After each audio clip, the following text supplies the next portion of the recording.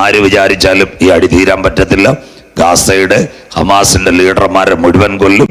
ഗാസയ്ക്കകത്ത് കമ്പിവേലിയിട്ട് Israel പൂർണ്ണമായും അത് കൈക്കലാക്കും. അതിനുശേഷമേ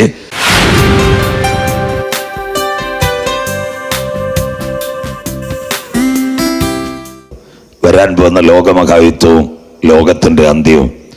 അന്നാളിൽ ജെറുസലേം ഒരു ഭാരമുള്ള കല്ല്, ജെറുസലേം പരിഭ്രമപാത്രം.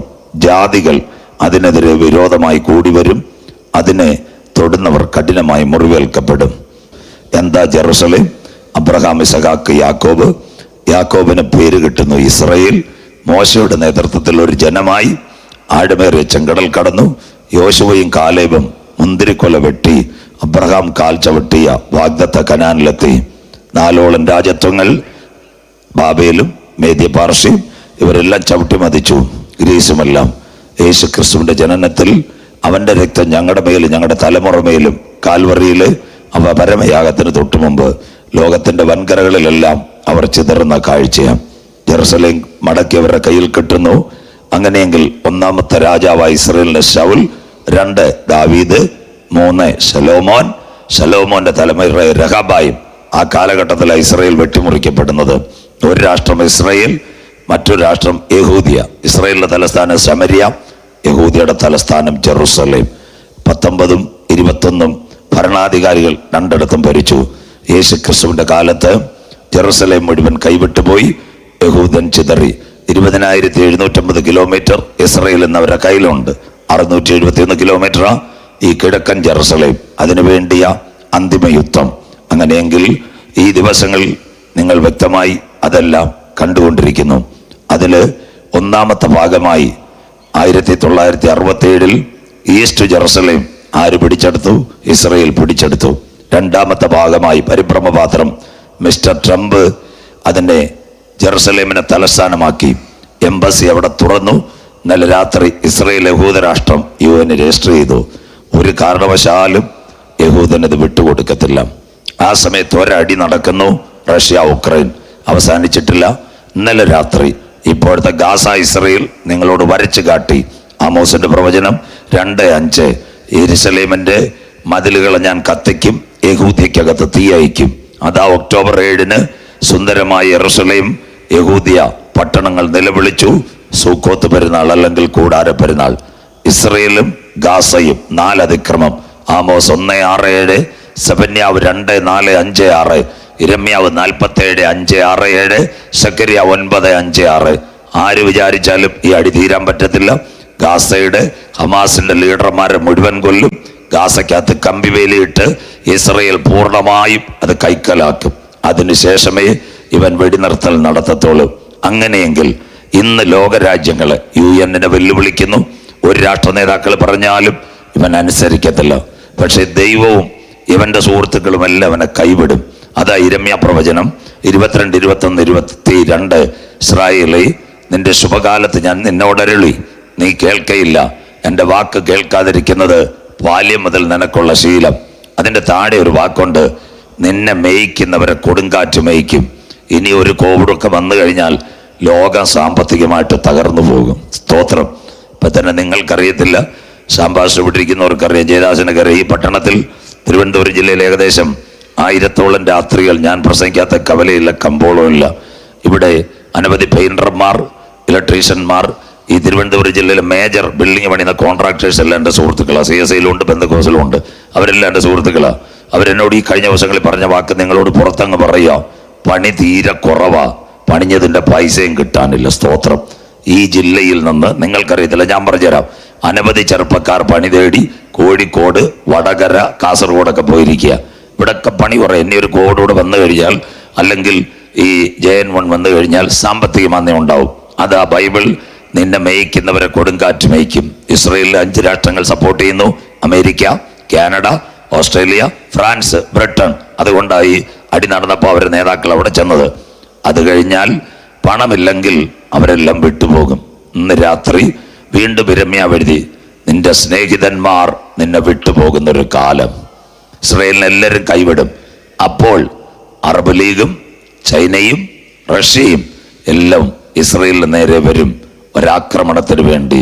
ഇന്നലെ രാത്രി അപ്പോൾ നിന്റെ മുഖം ലജ്ജിച്ച് അമ്പരന്ന് നീ തല താഴ്ത്തും. ബൈബിളിനകത്ത് ഇസ്രായേൽ. അതിനോടനുബന്ധിച്ച് സൈന്യങ്ങൾ യെരൂശലേമിനെ വളഞ്ഞിരിക്കുമ്പോൾ അതിൻ്റെ ശൂന്യകാലം അടുത്തുവല്ലോ. അന്തിമയുദ്ധം യെരൂശലേം. ലൂക്കോസ് 21:20. അത് നടക്കണമെങ്കിൽ ഇന്നലെ രാത്രി 3 കാര്യം ഞാൻ നിങ്ങളോട് പറഞ്ഞു. ചൈനയുടെ സിൽക്ക് പാത, അതാ നിർമ്മല സീതാരാമൻ പറയുന്നത്. ആഗോള സാമ്പത്തിക ഇടനാഴി ഇസ്രയേലിലെ തുറമുഖ ഹൈഫ 1500 കോടി ഇന്ത്യ മുടക്കിയേക്ക. ലോകത്തിൽ മിഡിൽ ഈസ്റ്റിൽ പകുതിയിൽ പിടിക്കാൻ വേണ്ടി ചൈനയുടെ സിൽക്ക് പാത അത് ഉണ്ടാവും. അതാ യെശയ്യാ പ്രവചനം 49:12. അന്തിമ യുദ്ധത്തിന് വേണ്ടി ഇതാ അവർ വരുന്നു, കിഴക്ക് നിന്നും പടിഞ്ഞാറ് നിന്നും വടക്ക് നിന്നും. അടുത്ത ഭാഗം സിനീം ദേശം. സിനീമ പഴയ നിയമത്തിലെ സിനീമ, പുതിയ നിയമത്തിലെ ചൈന. സ്വോത്രം. ഈ ചൈനയെന്ന് ഒരു road, the silk corridor. China, Afghan, Pakistan, India, Iran, Iraq. അത് കഴിയുമ്പോൾ ഒരു നദിയുണ്ട്, അതാ യൂഫ്രട്ടീസ്. അത് കഴിഞ്ഞാൽ തുർക്കി കഴിഞ്ഞാൽ സിറിയ. നേരെ ഇസ്രയേലിലെ മണ്ടക്കിട്ട് അടിക്കാം. ഈ റോഡാ ചൈനയുടെ സിൽക്ക് പാത. അങ്ങനെയെങ്കിൽ യൂഫ്രട്ടീസ് ടൈഗ്രീസ് നദി പറ്റിപ്പോകും. ഇന്നലെ കുഞ്ഞുങ്ങൾ വായിച്ചു വെളിപ്പാട് 16:12. 6-ാമത്തവൻ തൻ്റെ കലശം യൂഫ്രട്ടീസ് നദിയിൽ ഒഴിച്ചു. കിഴക്ക് നിന്ന് വരുന്ന രാജാക്കന്മാർക്ക് വഴിയൊരുക്കാൻ അത് പറ്റിപ്പോയി. യൂഫ്രട്ടീസ് ടൈഗ്രീസ്. എത്ര ക്ലിയർ! ഇന്നത്തെ മാധ്യമങ്ങൾ മുഴുവൻ കാണിക്കുന്നു ഇറാഖിലെ യൂഫ്രട്ടീസ് ടൈഗ്രീസ് പറ്റുന്നു. അട്ടട്ടാർ എന്ന് പറയുന്ന ഒരു ഡാം ആര് പണിയുന്നു? തുർക്കി. വെള്ളം അതിലില്ല. അങ്ങനെയെങ്കിൽ എന്തുകൊണ്ട് ഒരന്തിമ യുദ്ധം നടക്കുന്നില്ല? ഇന്നലെ രാത്രി വീണ്ടും എസെക്കിയേൽ 21, 26, 27. ഞാൻ മകുടം നീക്കി കിരീടം എടുത്തു കളഞ്ഞ് താഴ്ന്നവനെ ഉയർത്തും, ഉയർന്നവനെ താഴ്ത്തും. മോഡിജി, പിണറായി വിജയൻ, അത് കഴിഞ്ഞതിന് ശേഷം Panneer Selvam Tamil Nadu, KR Narayanan India, Draupadi Murmu, Barack Obama, Ramnath Kovind, ഈ ബ്രിട്ടനിലെ ഋഷി സുനക്, ഇവരെല്ലാം താഴെ കടന്നവരെല്ലാം ലോകത്തിന്റെ ഉന്നതങ്ങളിൽ വരും അന്ത്യകാലം. ഇത് നിങ്ങളുടെ മുന്നിൽ കാണുമ്പോൾ ഒരു ഉന്മൂലനാശം. 1914-17 ഉലകം കണ്ടു. 2 വീണ്ടും എസെക്കിയേൽ 21, 26, 27 പറയുന്നു ഉന്മൂലനാശം. അതും ലോകം കണ്ടു. 39-45 വീണ്ടും അതിന്റെ പുറകെ പ്രവാചകനോട് സ്വർഗം പറഞ്ഞു അടുത്ത ഉന്മൂലനാശം വരും. എന്നാൽ അവിടെ ഫുൾ സ്റ്റോപ്പില്ല.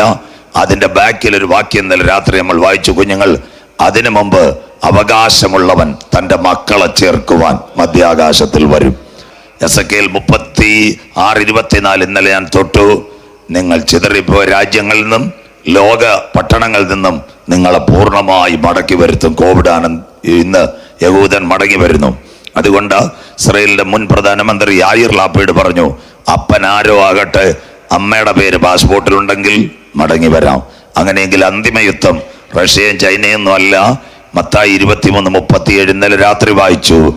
കോഴി തൻ്റെ കുഞ്ഞുങ്ങളെ ചിറകിൽ മറച്ച് കാക്കുവാൻ കൊതിച്ചതുപോലെ യെരൂശലേമിനെ മറച്ചു കാക്കാൻ എനിക്ക് മനസ്സായിരുന്നു, നിനക്കോ മനസ്സില്ലായിരുന്നു. വരാൻ പോകുന്നു.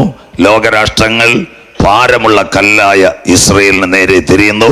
അതിനെ ആസ്പദമാക്കി 13 വാക്യങ്ങൾ പ്രവചനത്തിൽ കൂടി കണ്ണുകൾ ഒരു നിമിഷം ഇന്ന് രാത്രി ദൈവസന്നിധിയിൽ സമർപ്പിക്കാം.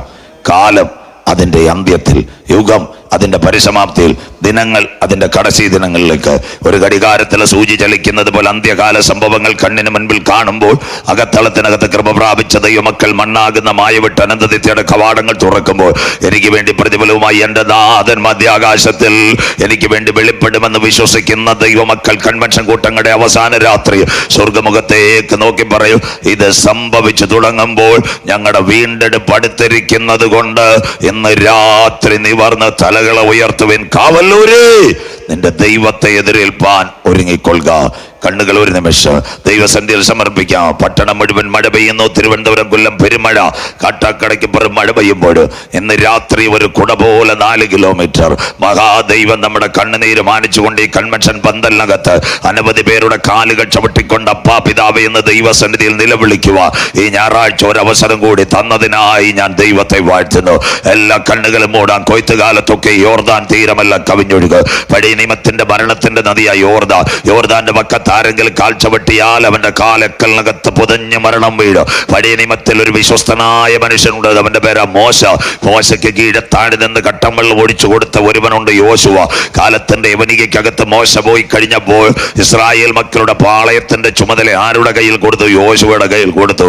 യോശുവ ദൈവസന്നിധിയിൽ പറഞ്ഞു, കർത്താവേ, എന്റെ PhD ഡോക്ടറേറ്റ് വന്നുമില്ല. സ്വർഗം പറഞ്ഞൊരു കാര്യമുണ്ട്, മകനെ മകള് മോശയോട് കൂടെ ഇരുന്നത് പോലെ എല്ലാ നാളും ഞാൻ നിന്നോട് കൂടെ ഇരിക്കും. വിശ്വസിക്കുന്ന ദൈവമക്കൾക്കായി ഇന്ന് രാത്രി PhD ഡോക്ടറേറ്റ് വന്ന് വലുത് ഉയരത്തിലെ ദൈവകൃപ ഇറങ്ങിയാൽ ഇന്ന് രാത്രി നിന്റെ മേൽ ഒരു അഭിഷേകം പകരുന്ന രാത്രിയാ. വിശ്വസിക്കുന്ന മക്കൾക്കായി ഈ രാത്രി 5 കാര്യം യോശുവ പറഞ്ഞു. 1, പാളയത്തിനകത്ത് വിശുദ്ധി. 2, ദൈവജനത്തിന് വചനം. 3, ഇടിവിൽ നിന്ന് പ്രാർത്ഥിച്ചു. 4, പ്രവചനദൂത് പറഞ്ഞു. നാളെ യഹോവ നമ്മുടെ ഇടയിൽ അത്ഭുതം പ്രവർത്തിക്കും. 5, പ്രഭാതത്തിൽ ആഴിയെന്തെന്നറിയാതെ ആഴമെന്തെന്നറിയാതെ പുരോഹിതന്മാർ നിയമത്തിന്റെ പട്ടകമെടുത്ത് യോർദാന്റെ വക്കൽ കാൽ ചവിട്ടി. പഴയ നിയമത്തിന്റെ മരണനദിയായി യോർദാന്റെ കലക്കൽ എന്തെന്നറിയാതെ അവരവിടെ കാൽ ചവിട്ടിയപ്പോൾ മഹാദൈവ അവർക്ക് വേണ്ടി ഒരു അത്ഭുതം ചെയ്തു. എവിടെ? ഈജിപ്തിലെ അരാബായിൽ ഉപ്പുവെള്ളത്തെ ചിറ പോലെ കെട്ടി നിർത്തി. ഇന്ന് രാത്രി നാളുകളായി നിന്നെ മറുകര കടത്തുകയില്ല. നാളുകളായി നിനക്കെതിരെ മരണത്തിന്റെ വാറണ്ടുകൾ കൊണ്ടുവന്നിട്ട് നാളുകളായി നിന്റെ ഭവനത്തിനകത്തൊരു വിടുതൽ തരാതെ യോർദാന്റെ ഒഴുക്കുകൾ പോലെ ചിറകെട്ടി നിൽക്കുന്ന ചില പ്രശ്നങ്ങൾക്ക് പരിഹാരം തരുക. ശംദരാധികജാന ബൗഡാരവ ശംദുരെ പാമ്പുകളെയും തേളുകളെയും ശത്രുവിന്റെ സകല ബലത്തെയും ചവിട്ടുക.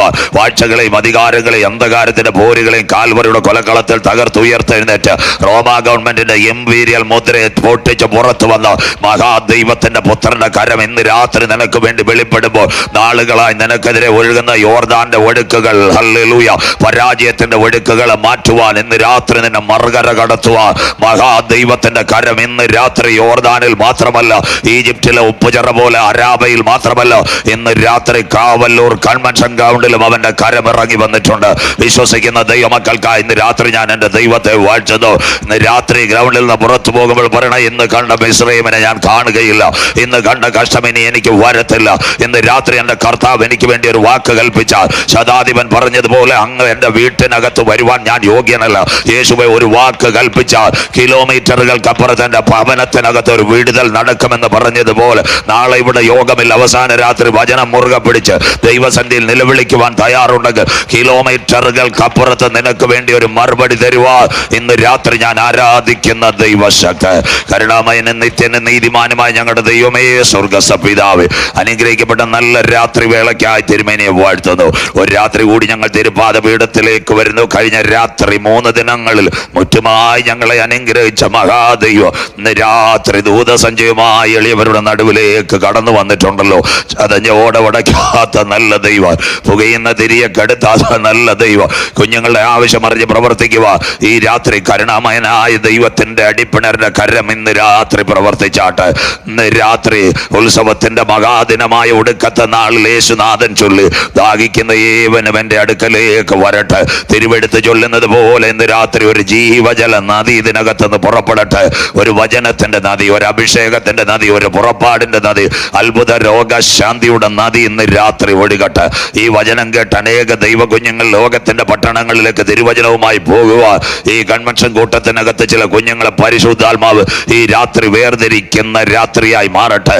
മരുഭൂ പ്രയാണത്തിൽ അഗ്നിസർപ്പത്തിന്റെ ദംശനമേറ്റ ആയിരങ്ങൾ മരിച്ചു വീഴുമ്പോൾ മോശ വെച്ചള സർപ്പത്തെ ഉയർത്തിയപ്പോൾ ഇസ്രായേൽ പാളയം രക്ഷയിലേക്ക് കടന്നു വന്നതുപോലെ 57ാമത് വാർഷിക കൺവെൻഷനിൽ ഞങ്ങൾ ക്രൂശിക്കപ്പെട്ട ക്രിസ്തുവിന് ഈ പട്ടണത്തിനകത്ത് ഉയർത്തുമ്പോൾ അനേകം പേർ രക്ഷയുടെ പെട്ടകത്തിനകത്തേക്ക് കടന്നു വരട്ടെ. ചില പിന്മാറ്റക്കാർ മടങ്ങി വരട്ടെ. ഈ രാത്രി യോഗം പ്രാർത്ഥിച്ച് അവസാനിക്കുമ്പോൾ നിത്യതയുടെ കവാടങ്ങൾ, ചില കുഞ്ഞുങ്ങളുടെ പേരുകൾ ഇന്ന് രാത്രി പരിശുദ്ധാത്മാവ് ചേർത്ത് വെച്ചെഴുതുന്ന രാത്രിയായി മാറട്ടെ. ഒരു കാര്യത്തിന്റെ ആരംഭത്തെക്കാൾ അതിന്റെ അവസാനം നല്ലതെന്ന് പറയുവാൻ, ഒരു മഴ പെയ്തിറങ്ങുമ്പോൾ ചില കുറ്റിച്ചെടികൾ മുളയ്ക്കുന്നത് പോലെ ഇന്ന് രാത്രി ചില ജീവിതങ്ങൾ യേശു ക്രിസ്തുവിന് വേണ്ടി മാറ്റപ്പെടുവാൻ മഹാദൈവത്തിന്റെ കരം ചലിക്കണമേ. ശബ്ദം, വെളിച്ചം, പ്രകൃതിയെല്ലാം കാക്കണം. ഇതിന്റെ പിൻപിൽ കടന്നു വന്ന മക്കളെല്ലാം ദൈവം അനുഗ്രഹിക്കണം. ആദിയോടന്ത തിരുസാന്നിധ്യത്തിൽ മറയ്ക്കും. ഒരു രാത്രി കൂടി വചനവുമായി അടിയൻ നിൽക്കുന്നു. വചനത്തിന്റെ വാതിലുകൾ തുറക്കണം. ഞങ്ങളുടെ പേരോ പ്രശസ്തിയോ ഉയരരുത്. ഇന്ന് രാത്രി ഞങ്ങളുടെ മക്കൾ വീട്ടിലെത്തുന്നത് വരെ കാലാവസ്ഥകളുടെ മേൽ അധികാരമുള്ള ദൈവം ഞങ്ങളോട് കരുണ കാണിക്കും. ആദിയോടന്ത തിരുസാന്നിധ്യത്തിൽ മറയ്ക്കും. കുഞ്ഞുങ്ങളെല്ലാം അനുഗ്രഹിക്കുക. മഹത്വം പുകഴ്ചയും അങ്ങയ്ക്ക്. പ്രാർത്ഥന മാനിച്ചതിനായി നന്ദി. യേശു ക്രിസ്തുവിൻ ധന്യ നാമത്തിൽ തന്നെ ആമേൻ. കരമുയർത്തി ദൈവത്തെ സ്തുതിക്കാം. ശക്തിയോടെ ദൈവത്തെ സ്തുതിക്കാം. ഇന്ന് രാത്രി അല്പസമയം സമാധാനത്തോടെ വചനത്തിലേക്ക് അവസാന ഭാഗമാകുമ്പോൾ നാം പെന്തക്കോസ്തുകാർ പറയും ഉണർവൊന്നുമില്ല. നല്ല വചന പഠനത്തോടു കൂടി നാം പോകുമ്പോൾ അവസാന ഭാഗമാകുമ്പോൾ അതിൻ്റെ പൂർണ്ണതയിലേക്ക് വരും. ഇന്നലെ രാത്രി ഞാൻ തൊട്ടുവെച്ചു ബൈബിളിലെ 39 പഴയ പുസ്തകങ്ങൾ, പഴയ പുസ്തകങ്ങളിൽ 3 തരം പ്രവചനങ്ങളാണ്. വലിയ പ്രവചനങ്ങൾ, മിഡിൽ പ്രവചനങ്ങൾ, തുലവും ചെറിയ പ്രവചനങ്ങൾ. യെശയ്യാവും യിരെമ്യാവും എസെക്കിയേലും വലിയതും, ദാനിയേലും സെഖര്യാവും, അതുപോലെ ആമോസും, അതുപോലെ തന്നെ വരുന്ന ഹോശയ്യ, ഇതൊക്കെയുള്ള പ്രവചനങ്ങൾ മിഡിൽ പ്രവചനങ്ങൾ. തുലവും ചെറിയ പ്രവചനങ്ങളാ. നഹൂം, ഹബക്കൂക്ക്, യോവേൽ, മീക്ക, യോന, ഇതെല്ലാം ചെറിയ, മലാക്കി ചെറിയ പ്രവചനങ്ങൾ. ഇന്ന് രാത്രി ആമോസിന്റെ പ്രവചനമാ കുഞ്ഞു വായിച്ച് സഹായിച്ചത്. യേശു ക്രിസ്തുവിന്റെ ജനനത്തിന് പിറകിൽ 680 ഏകദേശം 700 കൊല്ലം പിറകില ഭക്തനായ തെക്കോവയിലെ ആട്ടിടയനായ ആമോസിനെ കൊണ്ട് സ്വർഗം എഴുതിച്ചതാം. ഇസ്രായേലിനോടുള്ള ബന്ധത്തിൽ ആമോസിന്റെ പ്രവചനം 211 വാക്യങ്ങളാ ആമോസിന്റെ പ്രവചനം. 9 അധ്യായങ്ങൾ. ഓരോ അധ്യായവും ഓരോ തലം. 1 ഇസ്രായേലിന്റെ ന്യായവിധി, 2 മോവാബിന്റെ ന്യായവിധി, 3 അകൃത്യം നിറഞ്ഞ ഇസ്രായേൽ, 4 പാപത്തിൽപ്പെട്ട് കിടക്കുന്ന ഇസ്രായേൽ, 5 ശാസനകളെ അനുസരിക്കാത്ത ഇസ്രായേൽ, 6 ഇസ്രായേലിൽ ഒരു വിലാപം, 7 വെട്ടുക്കിളി ഇസ്രായേലിനെ വെട്ടുന്നു, 8 ഒരു കൂട്ട പഴത്തിന്റെ ദർശനം, 9 അവർ പൂർണ്ണമായി മടങ്ങി വരുന്നു ഇസ്രായേൽ ജനം. ഇതാ ആമോസിന്റെ പ്രവചനം. ഇന്ന് രാത്രി പ്രിയ പൈതൽ വായിച്ചത് ആമോസ് 4:11-12 ആ വാക്യം. ആമോസിന്റെ പ്രവചനം 4:11-12 വായിച്ചാട്ട് കുഞ്ഞ്. ആമോസിന്റെ പ്രവചനം 4-ാം അധ്യായം 11-12 വാക്യങ്ങൾ വായിച്ചാട്ടെ. ദൈവം സോദോമിനെയും ഗോമോറയെയും ഉന്മൂലനാശം ചെയ്തതുപോലെ ഞാൻ നിങ്ങളുടെ ഇടയിൽ ഒരു ഉന്മൂലനാശം വരുത്തി. അതാ യേശു ക്രിസ്തുവിന്റെ ക്രൂശീകരണത്തിൽ അവന്റെ രക്തം ഞങ്ങളുടെ മേലും ഞങ്ങളുടെ തലമുറ മേലും വന്ന് ഭവിക്കട്ടെ. അടുത്ത വാക്ക്. നിങ്ങൾ കത്തുന്ന തീയിൽ നിന്ന് വലിച്ചെടുക്കപ്പെട്ട ലോക രാജ്യങ്ങൾ മുഴുവൻ ഇസ്രായേലിനെ ചവിട്ടി മെതിച്ചു കളഞ്ഞു. കത്തുന്ന തീയിൽ നിന്ന് വലിച്ചെടുക്കപ്പെട്ട ഒരു കൊള്ളി പോലെയായിരുന്നു. എവിടെ കിട്ടിയാലും യഹൂദനെ ചവിട്ടി കൊന്ന ചരിത്രം ഞാൻ നിങ്ങളുടെ മുമ്പിൽ തീർത്തു. ഹിറ്റ്ലർ സ്വോത്രം 60 ലക്ഷത്തിനെ കൊന്നു. ഒരു കൊള്ളി പോലെയായിരുന്നു. എങ്കിലും വായിക്കാം. എന്നിട്ടും നിങ്ങൾ എങ്കിലേക്ക് തിരിഞ്ഞില്ല എന്ന് യഹോവയുടെ അരുളപ്പാട്. ഇത്രയൊക്കെ അവൻ കണ്ടിട്ട് പോലും യഹോവയെങ്കിലേക്ക് അവൻ തിരിഞ്ഞില്ല. അടുത്ത വാക്ക്. അതുകൊണ്ട് ഇസ്രായേലേ, ഇതാ നമ്മുടെ പ്രഭാഷണം. അതുകൊണ്ട് ഇസ്രായേലേ, ഞാൻ ഇങ്ങനെ നിന്നോട് ചെയ്യും. അപ്പൊ ഇസ്രായേലിനോട് എന്തോ ദൈവം ചെയ്യാൻ പോവാ. ഞാൻ ഇത് നിന്നോട് ചെയ്യും. അടുത്തത്. ഇസ്രായേലേ, ഞാൻ ഇത് നിന്നോട് ചെയ്യുവാൻ പോകുന്നത് കൊണ്ട്, നിന്റെ ദൈവത്തെ എതിരേൽപ്പാൻ ഒരുങ്ങിക്കൊള്ളുക. ഇസ്രായേൽ പാളയത്തിനകത്ത് നിലവിളി. ഇതാ ദൈവസഭ കാവല്ലൂരും എഴുതിയിട്ടുണ്ട്, പല സഭകളുടെ പുറത്തും എഴുതിയിട്ടുണ്ട്. ഇസ്രായേലേ, ഇത് നിന്നോട് ഞാൻ ചെയ്യാൻ പോകുന്നത് കൊണ്ട് നിന്റെ ദൈവത്തെ എതിരേൽപ്പാൻ ഒരുങ്ങിക്കൊള്ളുക. ഇനി വചനത്തിലേക്ക്. ലോകം ഒരന്തിമ യുദ്ധത്തിലേക്ക്. 4 യുദ്ധങ്ങൾ ഇന്ന് രാത്രി നിങ്ങൾ ഇവിടെ ഇരിക്കുമ്പോൾ നടന്നുകൊണ്ടിരിക്കുന്നു. അതിലൊന്നാമത്തെ യുദ്ധമാണ് Russia Ukraine, 2 Israel Hamas, 3 Israel Syria, 4 Israel Lebanon. ഇനി പൂർണ്ണമായ ഒരു യുദ്ധം നടക്കണമെങ്കിൽ യഹൂദൻ പൂർണ്ണമായി മടങ്ങി വരണം. ഒറ്റ യഹൂദനും ഇന്ത്യയിലും കാണത്തില്ല, ആഫ്രിക്കയിലും കാണത്തില്ല. കോവിഡ് അതിന്റെ തുടക്കം. ഇപ്പൊ ഹമാസ് ഇസ്രായേൽ പോരാട്ടത്തിനകത്ത് ഒക്ടോബർ മാസം 7-ാം തീയതി ഇസ്രായേലിന്റെ പ്രധാനമന്ത്രി ബെഞ്ചമിൻ നെതന്യാഹു പറഞ്ഞു, സകല യഹൂദന്മാർക്കും മടങ്ങി വരാം. ഇതൊരു അന്തിമ യുദ്ധത്തിന്റെ ചാൽ. ആമോസ് 9:9 ബൈബിൾ ഉള്ളവരെല്ലാം എടുക്കണം. അതുകൊണ്ടാണ് ഞാൻ പറഞ്ഞു ആദ്യം പഠന രൂപത്തിൽ പോട്ടെ, അവസാനം ക്ലൈമാക്സ് വരത്തോളൂ. ആമോസിന്റെ 9:9 വായിച്ചിട്ട് മോളെ. അരിപ്പ കൊണ്ട് അരിക്കുന്നത് പോലെ ഞാൻ ഇസ്രായേൽ ജനത്തെ സകല ജാതികളുടെയും ഇടയിൽ അരിപ്പാൻ കൽപ്പിക്കും. കിടക്കുന്ന ആഫ്രിക്കയിലെ കറുത്ത വർഗ്ഗക്കാരും ഒട്ട് ഇന്ത്യയിലെ ഇന്ത്യക്കാരടക്കി വരെ ഞാൻ സകല ജാതികളുടെ ഇടയിലും യവനെ അരിപ്പാൻ കൽപ്പിക്കും. ഇത് അവന്റെ രക്തം ഞങ്ങളുടെ മേലും ഞങ്ങളുടെ തലമുറ മേലും. എന്നിട്ട് അടുത്തതാ പ്രസംഗം വായിച്ചാട്ടെ. ഒരു മണി പോലും നിലത്ത് വീഴുകയില്ല. കിടക്കുന്ന ഇനി ഒരെണ്ണം താഴെ കിടക്കത്തിൽ ഒരു മണി പോലും നിലത്ത് വീഴുകയില്ല. അടുത്ത വാക്കൂടെ. അനർത്ഥം ഞങ്ങളെ തുടർന്നെത്തുകയില്ല. കിടക്കുന്ന സ്വോത്രം. ഇങ്ങനെ 1948 മെയ് 14-ാം തീയതി മിക്കവാറും എല്ലാത്തിനെയും അരിപ്പ കൊണ്ട് അരിക്കുന്നത് പോലെ ലോക ജനതയിൽ ഇസ്രായേൽ ജനത്തെ അരിച്ചു. ഒരു മണി പോലും ശേഷിക്കയില്ല. എല്ലാരെയും കൊണ്ടുവരും. ഇന്ന് ഇസ്രായേൽ പറയുന്ന അവനെ ആര് തൊടത്തില്ലെന്നാ, അത് വെറുതെയാ. പക്ഷേ അവനെ ഒരനർത്ഥം പിന്തുടരുന്നു. അങ്ങനെയെങ്കിൽ ഒന്ന് റഷ്യ ഉക്രൈൻ, രണ്ട് പിന്നെ ഇസ്രായേൽ ആരെ ആക്രമിക്കുന്നു? ഹമാസ് അഥവാ ഗാസയെ ആക്രമിക്കുന്നു. അടുത്ത ഇന്ന് നിങ്ങളുടെ ടെലിവിഷനിൽ നടക്കുന്ന സൂപ്പറായിട്ടൊരു അടി നടക്കുന്നുണ്ട്. ആ അടിയുടെ പേരെന്താണെന്നറിയാമോ? Israel Syria, Israel Lebanon. വായിക്കാം ബൈബിളിനകത്ത്. Israel ലെബനോനെ ആക്രമിക്കോ, Syria ആക്രമിക്കോ? ഇന്ന് രാത്രി ഞാൻ നിങ്ങളോട് പറയുന്നൊരു കാര്യം ശ്രദ്ധയോടെ കേൾക്കണം. കുഞ്ഞു വായിക്കുന്നതിന് മുമ്പ്, ഈ ഒക്ടോബർ മാസം 7-ാം തീയതി ഇസ്രായേലിനകത്ത് ഈ ഹമാസിന്റെ പോരാളികളെല്ലാം മൊത്തവും ചെയ്തത്, ഇതിനകത്ത് IS-ന്റെ തീവ്രവാദികൾ നുഴഞ്ഞു കയറി. അത് ഇസ്രായേലിന്റെ കയ്യിലുണ്ട്. അതിനകത്ത് ഇന്ത്യക്കാരും ഉണ്ടെന്ന് പറയുന്ന IS-കാര്, അതുപോലെ അഫ്ഗാൻകാരുണ്ട്, പാകിസ്ഥാൻകാരുണ്ട്, ഇറാൻകാരുണ്ട്. ഇത് കൊടുങ്കാറ്റിന് മുമ്പിട്ടുള്ള ശാന്തതയാണ്. നിങ്ങൾ നോക്കിക്കോണം. ഇസ്രായേൽ ഈ ഇറാന്റെ കേന്ദ്രമടിക്കും, അഫ്ഗാന്റെ കേന്ദ്രമടിക്കും, പാകിസ്ഥാന്റെ കേന്ദ്രമടിക്കും, തീവ്രവാദികൾക്ക് ട്രെയിനിങ് കൊടുക്കുന്ന സകല സ്ഥലവും അടിക്കും. സ്വോത്രം. അതുകൊണ്ടാണ് യുദ്ധത്തിൽ നിന്ന് പിൻവാങ്ങാത്തത്. അതുകൊണ്ടാ പറഞ്ഞത് അമേരിക്ക അക്കമിട്ട് പറഞ്ഞ് തൽക്കാലത്തേക്കെങ്കിലും അടി നിർത്താൻ, വേറെ പണി നോക്കാൻ ഇന്നും പറഞ്ഞിരിക്കുന്നു. ഇതിന് അന്ന് ഇസ്രായേൽ പ്രധാനമന്ത്രി പറഞ്ഞു, ആദ്യം ഞങ്ങൾ ഹമാസ്, ബാക്കി അന്നത്തെ ആക്രമണത്തിന് നേതൃത്വം കൊടുക്കുന്നത്. ചെറുപ്പക്കാരെല്ലാം ശ്രദ്ധിക്കണം. ഹമാസ് ഒരിക്കലും PLO-യിൽ നിന്ന് 1967 പാലസ്തീൻ ലിബറൈസേഷൻ ഓർഗനൈസേഷൻ വരുന്നത്, അതിന്റെ നേതാവായിരുന്നു യാസർ അറാഫത്ത്. നല്ല മനുഷ്യനായിരുന്നു, ഇന്ത്യയായിട്ട് നല്ല ബന്ധമായിരുന്നു.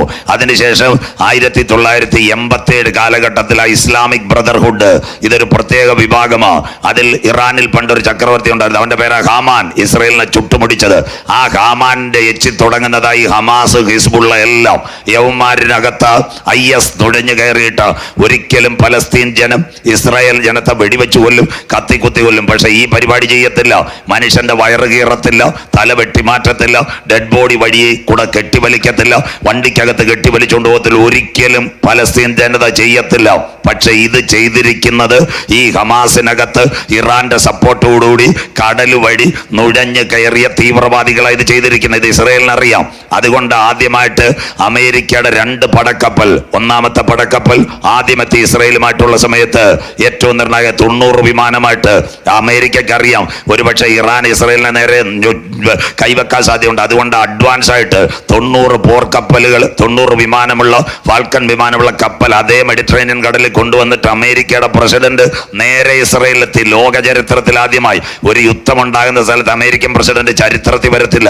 പക്ഷേ ഇസ്രായേലുമായിട്ട് ഹമാസ് ഉണ്ടായപ്പോൾ പുള്ളി ഡയറക്റ്റ് ഇറങ്ങി വന്നു ഇസ്രായേലിനകത്ത്. നിങ്ങൾ കാണണം, ഇതെല്ലാം അന്തിമ ദിനത്തിന്റെ ചാലുകളായി പോയിക്കൊണ്ടിരിക്കുന്നത്. ഒരൊറ്റ കുഞ്ഞിനെ പോലും ഇസ്രായേൽ വെറുതെ വിടത്തിൽ അവന്മാർ ശരിയാക്കും. അതുകൊണ്ടാണ് ഇന്നലെ പറഞ്ഞ് ഖത്തറിൽ ഹമാസിന്റെ നേതാക്കൾ ഉണ്ടായിരുന്നു, അവന്മാർ മൊബൈൽ ഫോൺ വെച്ചിട്ട് സ്ഥലം വിട്ടു. സ്വോത്രം. അവരെ പിന്തുടരുമെന്ന് വിചാരിച്ച് സകല വാർത്തയിലും വന്നിട്ടുണ്ട്.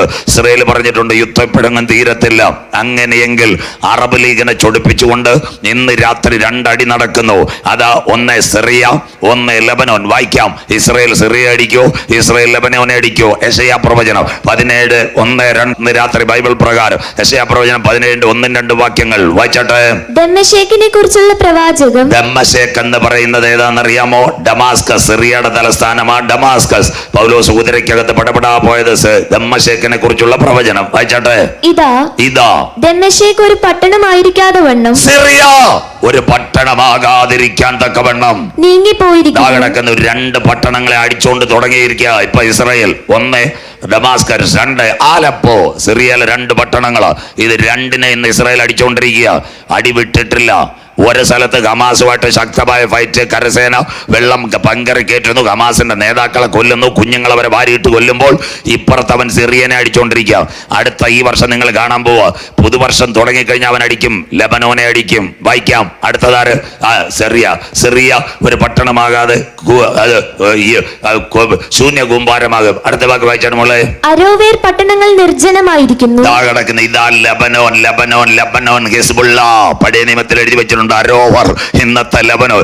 യവമാരെ 3 പേരെ ഇസ്രായേൽ ഇതിനകത്തിട്ട് അടിക്കും. 1 ഹമാസ്, 2 സിറിയ, 3 ലെബനോൻ. ഇതടിച്ചാൽ ലോകം ഒരു അന്തിമ ചാലിലേക്ക്. ഈ അടി എവിടെ തുടങ്ങിയതാണെന്നറിയാമോ? അബ്രഹാമിന്റെ വീട്ടിനകത്ത് തുടങ്ങിയ അടിയാ. ഇത് ഇവിടെ തുടങ്ങിയതല്ല. അബ്രഹാമിന്റെ വീട്ടിനകത്ത് ആരാ തുടങ്ങിയത്?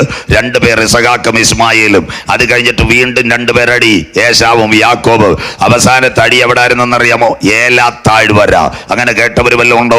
ഏലാ താഴ്വരയിൽ 40 ദിവസമായി ഒരുത്തം വന്ന് ഇസ്രായേലിന്റെ പാളയത്തിന് വെല്ലുവിളിക്കുക. അവന്റെ പേര് ആരാന്നറിയാമോ? ഫെലിസ്തീനായ ഗോലിയാത്ത്. അന്നേരം കീഴാറൂർ സ്കൂളിൽ 5ാം ക്ലാസ്സിൽ പഠിക്കുന്ന, കുട്ടിയും കൂന്നും പഠിക്കുന്ന ഒരു പയ്യനുണ്ടായിരുന്നു. അവന്റെ പേരാ ദാവീദ്. വല്ലവർക്ക് ഓർമ്മയുണ്ടോ? സ്വോത്രം. അവൻ എവിടെ? ഈ പെരുങ്കടവിള മലയിൽ നിന്നുണ്ടാ ഗോലിയാത്ത് വെല്ലുവിളിക്കുന്നത്. കീഴാറൂറിൽ നിന്ന് കാവല്ലൂർ വഴി ആര് പോകുന്ന? ദാവീദ്. നാട്ടുകാർ ചോദിച്ച്, എടാ പീക്കിരി പയ്യ എവിടെ പോവാ? ഞാൻ ഗോലിയാത്തിനെ ഒന്ന് കാണാൻ പോവാന്ന്. സന്തോഷമില്ലല്ലോ. അവിടെ ചെന്നപ്പം ഫെലിസ്ത്യന്മാരെല്ലാം കൂടെ നോക്കിയിരിക്കുന്നു. ഒരു കൊച്ചു പയ്യൻ വന്ന് ഇങ്ങനെ സെൽഫി എടുക്കുന്ന പോലെ ഗോലിയാത്തിനെ നോക്കിക്കൊണ്ടിരിക്കുന്നു. ഗോലിയാത്ത് ചിരിച്ചു. എന്നിട്ട് ദാവീദ് പറഞ്ഞു, വെയിറ്റ് ആൻഡ് സീ, കാത്തിരുന്ന് കാണാൻ. ഞങ്ങളുടെ ഭാഷയെ പറഞ്ഞാൽ പിന്നെ ആ കയ്യിലിരുന്ന കവണയും കല്ലും എടുത്ത് നമ്മുടെ സച്ചിൻ ടെണ്ടുൽക്കർ വിക്കറ്റ് അടിക്കുന്ന പോലെ ഒറ്റയടി ദാ കിടക്കുന്നു. സ്വോത്രം. ഫെലിസ്ത്യന്റെ പടയാളി കരമുയരുന്നില്ലല്ലോ. കീഴാറൂറിൽ 5ാം ക്ലാസ്സിൽ പഠിക്കുന്ന ഒരു കുഞ്ഞൻ ദാവീദ് പോയി ഫെലിസ്ത്യരുടെ പടയാളിയായ ഗോലിയാത്തിനെ തകർത്തെങ്കിൽ യഹൂദനോട് കളിച്ചാൽ ആർക്കും രക്ഷയില്ല. അവന്റെ കൊച്ചുമക്കളാ ഇന്നത്തെ കാലത്തുള്ള. സ്വോത്രം. 5ാം ക്ലാസ്സിൽ പഠിച്ചൊരു കാക്കി നിക്കർ വിട്ടവൻ പോയിട്ട് ഒറ്റയടി, കുട്ടിയും കൂന്നും അടിക്കുന്ന പോലെ, സച്ചിൻ അടിക്കുന്ന പോലെ ഒറ്റ വിക്കറ്റ് അടി ദാ കിടക്കുന്നു. സ്വോത്രം.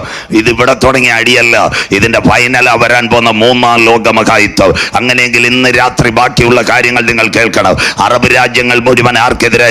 ഇസ്രയേലിനെതിരെയായി. അതാ സൗദി അറേബ്യ. ലോക ചരിത്രത്തിൽ ആദ്യമായി സൗദിക്കാർ കേട്ടുകൊണ്ടിരിക്കുക. ഇറാൻ എന്ന് പറയുന്ന ഷിയ രാഷ്ട്രം. അത് കഴിഞ്ഞിട്ട് സിറിയക്കാരൻ, തുർക്കിക്കാരൻ സൗദി ചെന്നിട്ട് പറഞ്ഞു, നമുക്ക് ഒന്നിച്ച് നിൽക്കണം ചേട്ടാ, അനിയാം. 57 രാഷ്ട്രങ്ങൾ.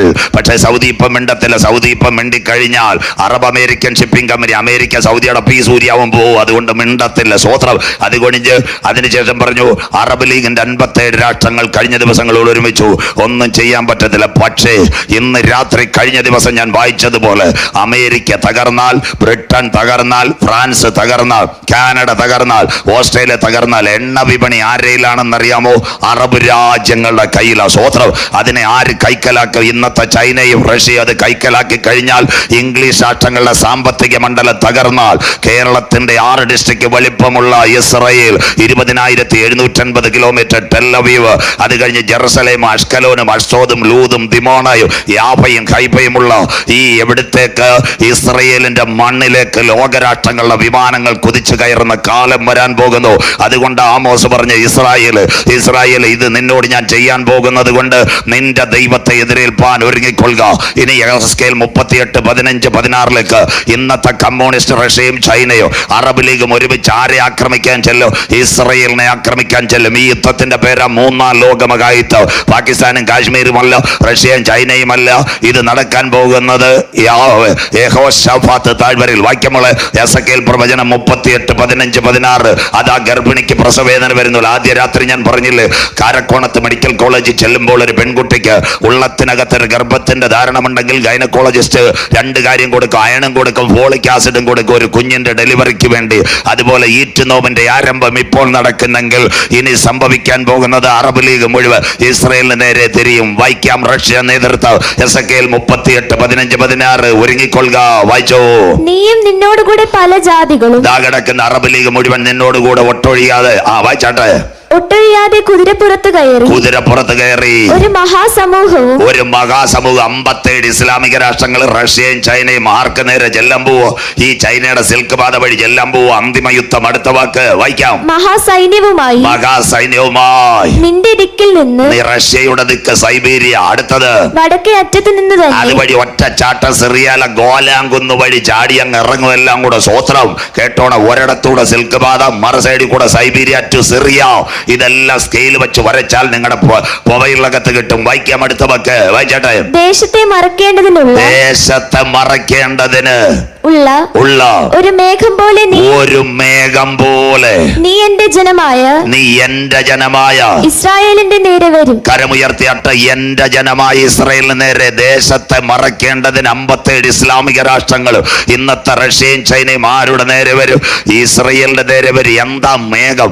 എന്താ മേഘത്തിന്റെ പ്രത്യേകത എന്നറിയാമോ? കാർമേഘവും മിന്നലുള്ള മേഘവുമല്ല, യുദ്ധവിമാനങ്ങൾ ഇസ്രായേലിനെ മൂടുമെന്ന് ഇന്ന് രാത്രി കേട്ടോണോ. വിമാനം എന്നാ കണ്ടുപിടിച്ചത്? 1903 പഠിക്കുന്ന കുഞ്ഞുങ്ങൾക്ക് എഴുതാം. അമേരിക്കയിലെ അരിസോണയിൽ റൈറ്റ് സഹോദരന്മാർ ഇർബിയിലും ഓർബിയിലും വിമാനം കണ്ടുപിടിച്ചത്. എന്നാൽ ഞങ്ങളുടെ ബൈബിളിനകത്ത് വിമാനത്തിന്റെ സ്പെയർ പാർട്സ് കണ്ടുപിടിക്കുന്നതിന് മുമ്പ്, അറ്റ്ലസുകാരൻ ഒരു സൈക്കിൾ കണ്ടുപിടിക്കുന്നതിന് മുമ്പ്, ഹെർക്കുലിസ് ഒരു സൈക്കിളിന്റെ പെഡൽ കണ്ടുപിടിക്കുന്നതിന് മുമ്പ്, ഇന്നേക്ക് 2600 കൊല്ലം മുമ്പ് എഴുതി വെച്ചു, ഇസ്രായേലിന് നേരെ ആക്രമണം വരുന്നത് യുദ്ധവിമാനം. ഇന്ന് രാത്രി വിളിച്ചു പറഞ്ഞ യഹോവയുടെ പുസ്തകത്തിൽ തിരഞ്ഞ, ഇന്ന് രാത്രി ഇത് ജീവന്റെ പുസ്തകം, ജീവനുള്ള പുസ്തകം. ഇത് സാധാരണ പുസ്തകമല്ലോ. 40-ൽ പരം വർഷങ്ങൾ, എത്ര പേർ, 1400 വർഷങ്ങൾ, 40-ൽ പരം എഴുത്തുകാർ യുദ്ധവേളയിൽ, സമാധാന വേളയിൽ, ആട്ടിടയനായ ആമോസ്, മുക്കുവനായ പത്രോസ് മുട്ടുമടക്കിയപ്പോൾ പരിശുദ്ധാത്മാവിനാൽ രേഖപ്പെടുത്തിയ ദൈവത്തിന്റെ വചനം. ഇന്ന് രാത്രി എത്ര പേർക്ക് കാര്യം മനസ്സിലാകുന്നു? ഈ വചനത്തിലെ വള്ളിക്കോ പുള്ളിക്കോ മാറ്റമില്ല. ഇന്ന് രാത്രി കാവല്ലൂരെ പ്രസംഗിക്കുന്നവൻ മാറും, പ്രവാചകൻ വീട്, ഉപദേശി പാട്ടുപോകും, ദൈവസഭയ്ക്ക് കുഴപ്പം വരും. എന്നാൽ സ്വർഗത്തിൽ എന്നേക്ക് സ്ഥിരമായി നിൽക്കുന്ന ദൈവത്തിന്റെ വചനത്തിന് മാറ്റമില്ല. അമ്മച്ചിയെ, ഇത് ഉയർത്തുന്നവൻ ഭാഗ്യവാൻ. അച്ചായ, ഇത് ഉയർത്തുന്നവൻ ഭാഗ്യവാൻ. പഠിക്കുന്ന മോനെ, നീ ഇത് ഉയർത്തിയാൽ രാജ്യങ്ങൾ നേടുവാൻ കൃപ നിനക്ക് തരും. മോളെ, നീ ഇത് ഉയർത്തി പ്രാർത്ഥിച്ചാൽ നീ ആഗ്രഹിക്കുന്നതിന് മറുപടി തരുവാ. ഇന്ന് രാത്രി വചനത്തിന് കഴിയും.